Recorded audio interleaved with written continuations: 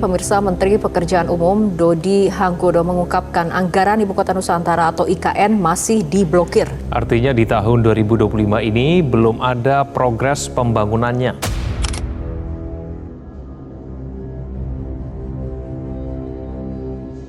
Bahwa kita ingin fokus pada swasembada pangan, energi dan air, termasuk juga untuk bisa meningkatkan kualitas hidup masyarakat kita melalui sektor pendidikan, kesehatan, dan juga berbagai upaya untuk mengentaskan kemiskinan.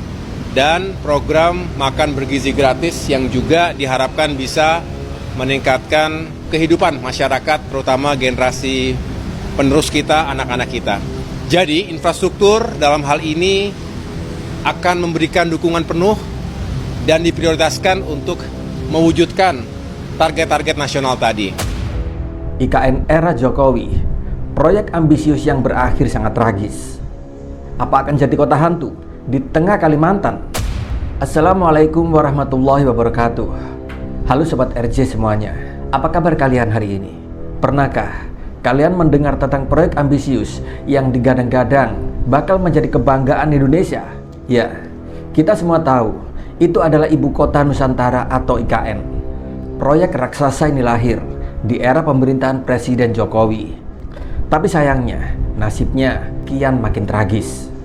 Mau tahu ceritanya? Simak sampai habis. Di akhir tahun 2024 kemarin, tepatnya yaitu sebelum pergantian rezim dari Jokowi ke Prabowo, sebenarnya publik pun sudah mulai mencium bau tidak sedap dari proyek IKN ini. Salah satu indikatornya adalah pengembalian kereta tanpa rel atau autonomous rail transit ke Cina. Ya, kereta canggih ini telah dikembalikan ke Cina dengan alasan karena kondisi lingkungan di IKN belum menunjukkan sistem kendali otonom yang handal, sebagaimana ditunjukkan pada sarana serupa di Tiongkok. Padahal kereta ini di era Jokowi sangat begitu dieluk-elukan sebagai alat transportasi yang ramah lingkungan, yang sangat menunjang transportasi di IKN. Di sini nasib tragis kereta ini pun kemudian memicu banyak spekulasi. Publik pun di sini mulai bertanya-tanya, apa yang sebenarnya terjadi? Mengapa teknologi yang katanya sudah sukses di Tiongkok ini malah gagal total di Indonesia? Dan apakah ada sesuatu yang tidak beres dalam manajemen proyek IKN? Pertanyaan ini pun terus menggantung di udara, membuat masyarakat semakin skeptis terhadap janji-janji megah di IKN. Dulu kita tawar-tawarkan pada diem. Begitu sekarang ada yang masuk, ini konsorsium, beliau-beliau ini masuk. Pak, saya kok nggak ditawari Pak? Pak, saya kok nggak diajak Pak? Gimana sih dulu udah dikumpulin, kita jajak pasar nggak sekali dua kali loh. Telah datang dari Korea beberapa bulan yang lalu 30 investor. Dari Jepang kurang lebih 40 investor, dan dari Singapura 120 investor sudah ke sini. Jauh-jauh mereka ke sini pasti ada kalkulasinya, pasti ada hitung-hitungannya. Kemarin juga baru saja dari Uni Emirat Arab juga datang. Setelah datang langsung nemuin saya. Artinya apa? Tertarik. Tapi para buzzer-buzzer Jokowi terus-terusan menutupi hal ini dengan berbagai alasan. Nggak suka sama produk Cina lah, mau alat transportasi yang lebih canggih lah, dan lain-lain. Ya, mungkin begitulah cara buzzer menutupi kegagalan dari pembangunan IKN ini. Tapi sekalipun fakta mau ditutup-tutupi, dengan berjalannya waktu, semua akan terbongkar. Udah nggak ada lagi sekarang. Jadi itu nggak benar kalau misalnya dibilang kita ini sampai sekarang masih jadi buzzernya Jokowi, itu nggak benar. Itu iya lagi zaman Pilpres, iya kita waktu itu sempat jadi influencer Pak Jokowi, tapi pasca Pilpres itu udah dibubarin timnya. Pokoknya kita direkrut tuh setahun sebelum Pilpres, itu udah direkrut, udah mulai digaji. Jadi aku ya lumayan, alhamdulillah dapatnya lumayan. Itu aku yang benar-benar ya jackpot lah istilahnya, itu jebolnya tuh di situ. Sebelum itu ya bisa makan syukur gitu loh. Plus gara-gara aku tim sesnya Pak Jokowi, aku dapat peluang untuk ada bisnis itu. Jadi ya alhamdulillah lah, rezekinya lumayan. Sekarang yakin bahwa seorang Permadi, seorang Eko Kuntadi, dan banyak teman-teman yang lain termasuk Bapak Ibu di sini, ada konsep berjuang sebenarnya. Bahwa kita ingin menyampaikan sesuatu ketika ada sesuatu yang aneh yang terjadi di depan kita. Karena kezoliman, jika kita diam saja, itulah bentuk zolim yang sama sebenarnya. Jadi kalau kemudian Permadi bilang bahwa dia tidak mengharapkan sesuatu dalam bentuk uang, saya percaya karena saya mengalami hal yang sama. Ya, kalau aku beda, aku sama Denny ini waktu pilpres kita ini influencer yang dibayar. Jadi aku rasa kenapa kita nggak ditawarin komisaris, kan lu udah dibayar, masa lu minta komisaris lagi? Kalau gua kan digaji waktu itu, Mas. Gajinya gede lagi. Anggaran 90 miliar yang dikucurkan untuk membayar para influencer atau yang kerap dipanggil buzzer ini pun bisa jadi adalah sebuah fakta yang terjadi di pemerintahan Jokowi demi untuk mendongkrak popularitas Jokowi. Lalu bagaimana kelanjutan pembangunan IKN ini? Kabar terbaru di sini mengungkapkan bahwa seluruh anggaran IKN saat ini diblokir oleh Kementerian Keuangan. Ya, tidak ada lagi dana yang mengalir untuk proyek ini di tahun 2025. Bahkan Menteri Pekerjaan Umum Dodi Hanggodo pun secara terbuka menyatakan bahwa Kementerian PU tidak bisa melanjutkan pembangunan IKN karena anggarannya digembok rapat-rapat. Belum ada. Tadi saya bilang, Mbak, kan anggaran kita diblokir semua. Kok kayak progres gimana sih? Anggarannya nggak ada progresnya. Buat beli makan siangnya Pak Menteri, itu progresnya. Udah ya? Udah dah. Ya nanti itu tunggu gini nih, satu-satu saya bilang satu-satu dulu. Anggarannya dibuka. Kita diskusi lagi nih, yang paling depan mata nih apa? Lebaran, ya kita urusan lebaran dulu. Setelah itu berapa gitu loh. Insya Allah. Dan inilah ironinya, di era Jokowi, proyek IKN ini digembar-gemborkan sebagai masa depan Indonesia. Namun ketika anggaran tiba-tiba diblokir, semua harapan itu saat ini sirna berantakan. Di sini pun publik mulai bertanya, apakah ini pertanda buruk bagi IKN yang bisa jadi ke depan akan mangkrak menjadi kota hantu di tengah hutan?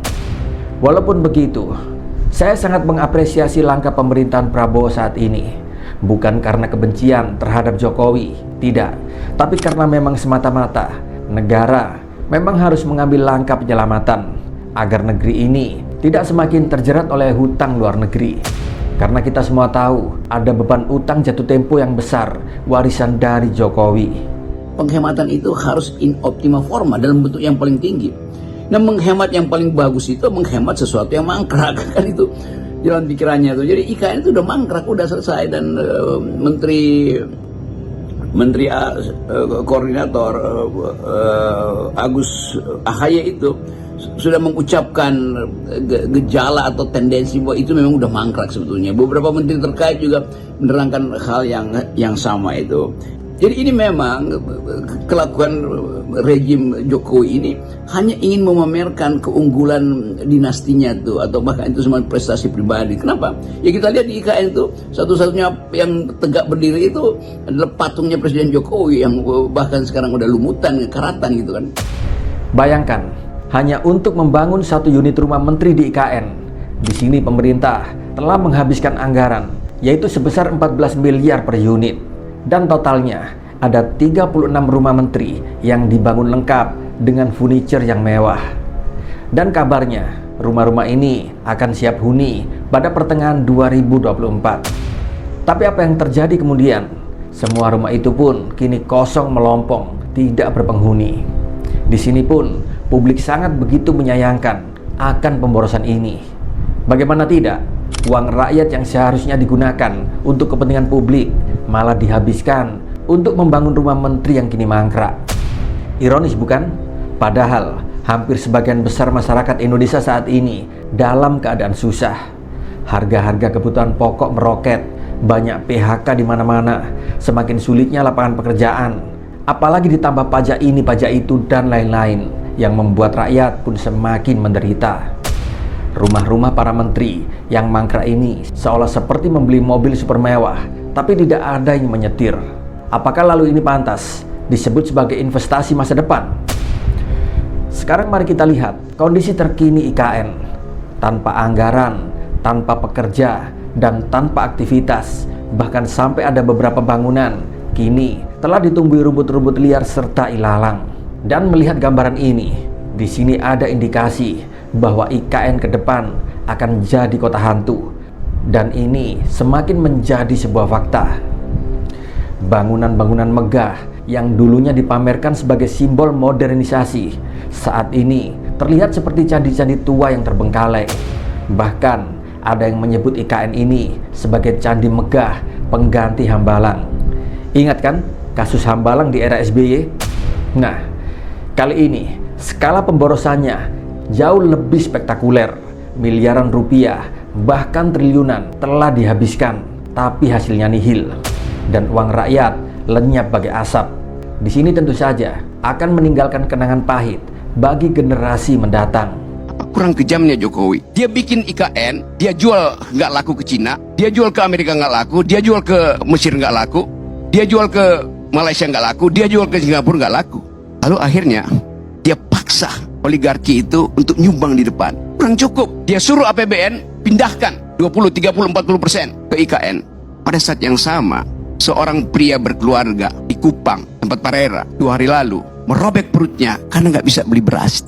Pengisan siapa dengan Pak Harto? Tidak pernah ada di zaman Soeharto orang bunuh diri karena nggak bisa makan. Padahal orang ini setiap bulan di Kupang itu nunggu di pintu gerbang desa untuk dapat BLT. Dan itu ilmunya Jokowi, membujuk orang supaya tidak produktif, supaya tidak pinter. Dan puncak dari semua ini adalah rencana reshuffle kabinet oleh Presiden Prabowo.